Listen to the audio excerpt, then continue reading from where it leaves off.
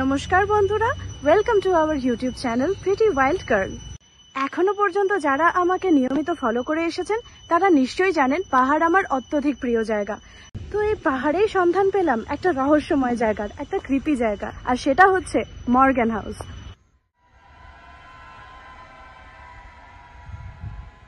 আর এই Morgan house নাকি ভূতের বাড়ি, আর বর্তমানে এটি একটি বুটিক হোটেলে পরিণত হয়েছে। এই মর্গ্যান হাউসে এসে থেকেছেন কিশোর কুমার, নার্গিসের মতো দিগ্গজ মানুষেরা। কিন্তু এই মর্গ্যান হাউসে কি সত্যিই ভূত রয়েছে? সেই রহস্য উন্মোচন করতে হলে দেখতে থাকতে হবে এই ভিডিওটি আপনাকে শেষ পর্যন্ত। আজ 10th অক্টোবর 2025 সকাল সকাল কোনো মতে ব্রেকফাস্ট করেই বেরিয়ে পড়েছি মর্গ্যান হাউসের উদ্দেশ্যে। আমি রওনা দিয়েছি শিলিগুড়ি থেকে মর্গ্যান হাউসের দূরত্ব 2.5 ঘন্টার। শিলিগুড়ি থেকে মর্গ্যান হাউস যেতে হলে আপনাকে আসতেই হবে ন্যাশনাল হাইওয়ে 10 দিয়ে। শরতের শেষ মিষ্টি রোদে কি অপূর্বটাই না লাগছে এই রাস্তাটি, তাই না? কিন্তু প্রকৃতির এই সৌন্দর্য যতটাই অপূর্ব ততটাই ভয়ঙ্কর কিন্তু হয়ে উঠতে পারে। সদ্য হওয়া প্রবল বর্ষাপাতে ধস নামার কারণে NH10 এই রক ফলিং জোন হয়ে উঠেছে ভীষণ ভয়ঙ্কর।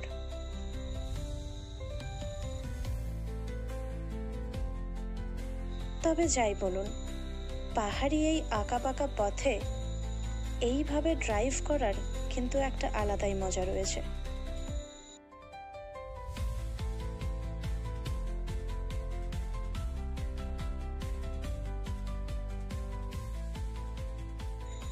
কিন্তু এই পাশ দিয়ে বয়ে যাওয়া বর্তমানে শান্ত তিস্তাকে দেখুন। কে বলবে 2 দিন আগেই প্রবল বর্ষাপাতে কি ভীষণ রূপ ধারণ করেছিল।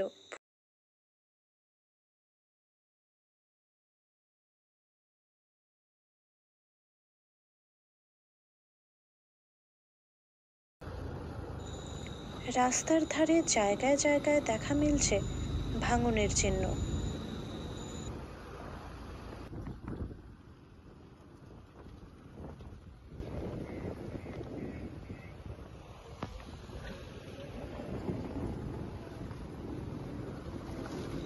যাই হোক, NH10 পার করেই আপনাকে ধরে ফেলতে হবে ঋষি রোড, আর ঋষি রোড ধরে এগোতে এগোতেই আপনি প্রবেশ করে যাবেন কালিম্পং ডিস্ট্রিক্টে।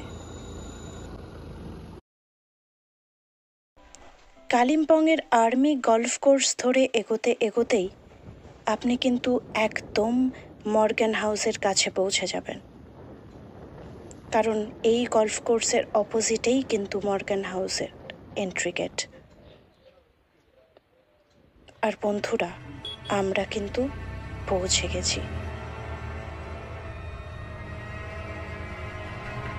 দিনের আলোতেও কেমন একটা গা ছমছমে পরিবেশ।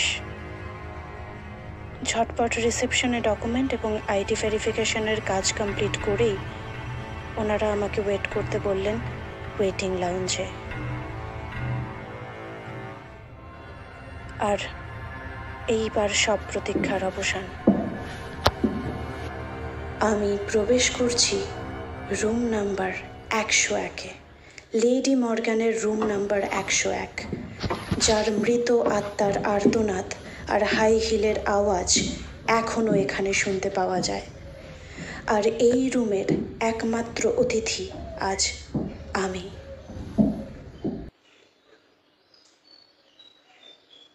রুমের মধ্যে সেই ফায়ারপ্লেস বেশ পরিপাটি করে স্টাফরা গুছিয়ে রেখেছে। রুমের জানালা থেকেই মর্গ্যান হাউসের লনটি বেশ পরিষ্কার দেখতে পাওয়া যায়।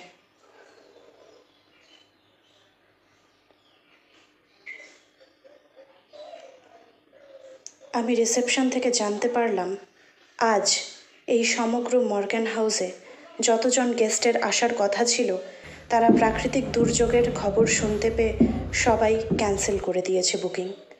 আর একমাত্র গেস্ট আজ আমি। চলুন আসবাবগুলো একটু ঘুরে দেখা যাক।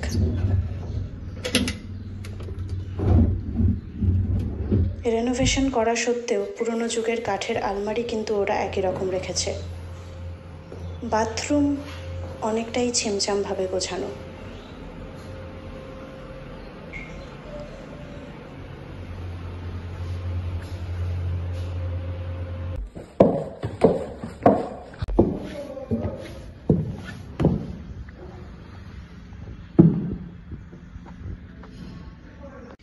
বন্ধুরা, আমি এই সময় বসে রয়েছি মর্গ্যান হাউসের টেরেসে। মর্গ্যান হাউসের টেরেস, যেটা একদম 101 নম্বর রুমের সংলগ্ন।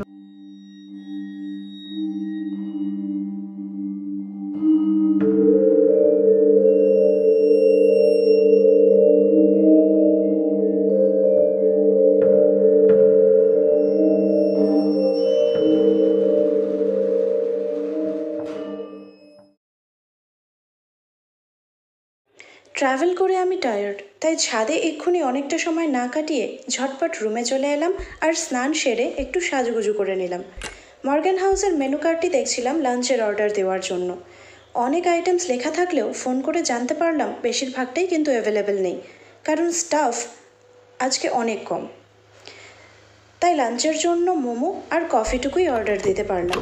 অনেকে আমাকে প্রশ্ন করেন যে আমি একা একা এতটা ট্রাভেল কী করে করি। আসলে আমি নিজের সাথে অনেকটা সময় দিতে পছন্দ করি। লাঞ্চের অর্ডারটি দিয়েই আমি বেরিয়ে পড়েছি মর্গ্যান হাউস এক্সপ্লোর করতে।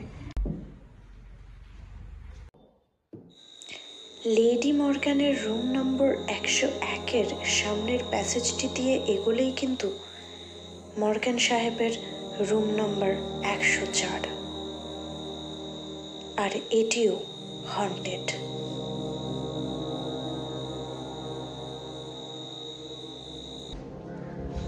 এবার আমি হাঁটতে হাঁটতে চলে এলাম নিচে।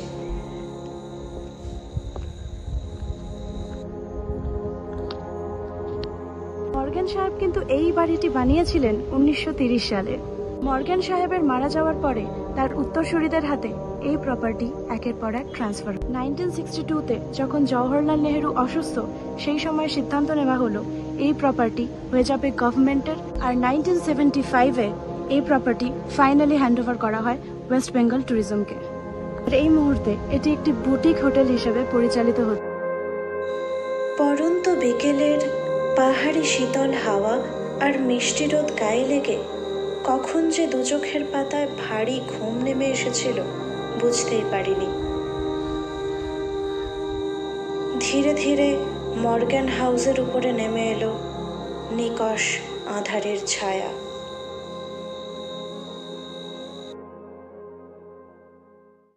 দুপুরে শুয়ে পড়ার পরে কতক্ষণ ঘুমিয়েছি এক্স্যাক্টলি আইডিয়া নেই। ঘুম ভাঙলো কলিং বেলের আওয়াজে।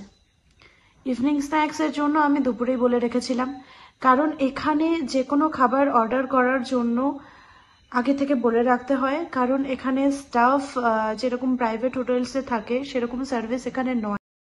তো আমি ইভিনিং স্ন্যাক্সে অর্ডার করেছিলাম চিকেন পকোড়া আর চা। খেতে যাব, ও বাবা, অমনি শুনি একটা হালকা মৃদু খুটখুট আওয়াজ ঘরের কোথা থেকে যেন আসছে। এক সেকেন্ড, আপনারা কি শুনতে পাচ্ছেন এই আওয়াজটা? যাই হোক, আমি তো বাবা গা না করে খাওয়াতে মন দিলাম, আর খেতে খেতে বাইরের অন্ধকার লনটিকে দেখছিলাম। হয়তো ভিডিওতে আওয়াজটি ঠিক করে আপনাদেরকে শোনাতে পারলাম না। চলে এলাম ছাদে। ছাদ থেকে বেশ সুন্দর লাগছিল লনটি। কোনো গেস্ট নেই, স্টাফ নেই, আর ওই যে বসার যে বেঞ্চটি দেখতে পাচ্ছেন, ওখানে বসার ভীষণ লোভ হলো, তাই চলেও এলাম। বাড়িটিকে কিন্তু অপূর্ব মায়াবী লাগছিল। এখন কিন্তু মর্গ্যান হাউসে রেনোভেশনের কাজ চলছে। তবে স্টাফদের সাথে কথা বলে জানতে পারলাম যে তারা শুধুমাত্র ডিনারের টাইমটুকুই থাকেন। রাতে যখন ডিনার সবার কমপ্লিট হয়ে যায়, তখন একমাত্র 2জন প্রহরী থাকে মর্গ্যান হাউসের জন্য। আজকের রাতটা সত্যি কিভাবে কাটবে আমি জানি না। বাইরে একটু হালকা শীত করছিল, তাই রুমে চলে এলাম। কিচেন স্টাফকে বলা ছিল আমার রুমে ডিনার যেন রেখে দিয়ে যায়, তো এসে দেখি ডিনার রেডি। ওরা বেশ করে সাজিয়েও দিয়ে গেছে। আমি অর্ডার করেছিলাম চিকেন থালি, সঙ্গে ওরা দিয়েছে পাঁপড় ভাজা, ডাল আর একটি সবজি, সঙ্গে গাওয়া ঘি, রয়েছিল বেগুন ভাজা আর গোলাপ জামুন।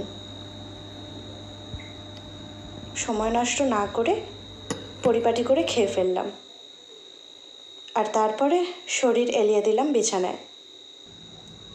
লাইট অফ করে কিন্তু লনটিকে খুবই রহস্যময় লাগছিল, কারণ হালকা কুয়াশাও এসে গেছিল।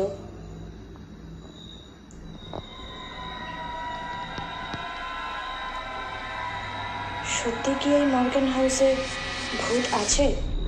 আজকের রাতটা কিভাবে কাটবে আমার?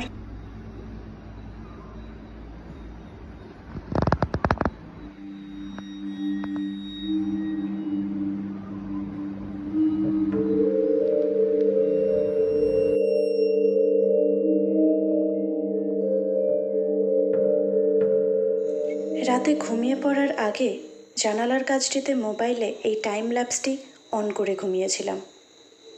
সকালে উঠে দেখলাম রাত থেকে ভোর হওয়ার এই সুন্দর দৃশ্য। গুড মর্নিং বন্ধুরা, সকাল কিন্তু হয়ে গিয়েছে আর আমিও ফ্রেশ হয়ে নিয়েছি। তবে সকালে কিন্তু আমি এক্সপেক্ট করেছিলাম এই জায়গাটি সম্পূর্ণ কুয়াশায় মোড়া থাকবে। যদিও এখন অক্টোবরের সময়, ব্রেকফাস্টের জন্য কিন্তু আমার কালই বলা ছিল। ওরা হয়তো 9টার সময় সব স্টাফরা ঢুকে গেলেই ব্রেকফাস্ট নিয়ে রেডি হয়ে যাবে। আমি ততক্ষণ কেটলিতে চা বানিয়ে নিই। চা রেডি, চলুন চা খেতে খেতে আলোচনা করা যাক কাল রাতে ওই খুটখুট আওয়াজটা আসলে কিসের ছিল। এই বাড়িটি যেহেতু অনেক পুরনো কাঠ এবং এই বাড়ির আসবাবগুলি অনেক পুরনো কাঠ দিয়ে তৈরি, তাই হয়তো একটুতেই ছোট ছোট আওয়াজকে অনেক বেশি বলে মনে হয়। কিন্তু সাহেব ভূতের দেখা আপনারা পাবেন কিনা গ্যারান্টি দিতে পারছি না। তবে আর সময় নষ্ট না করে আমি ঝটপট চলে এলাম ডাইনিং হলে, আর এখানে এসে simple omelette, coffee, bread jam দিয়ে ব্রেকফাস্ট সেরে রেডি হয়ে গেলাম বাড়ি ফেরার জন্য। এই ভিডিওটি আপনার ভালো লেগে থাকলে like, share and subscribe to pretty wild girl. দেখা হবে আবার নেক্সট ভিডিওতে নতুন অ্যাডভেঞ্চারে।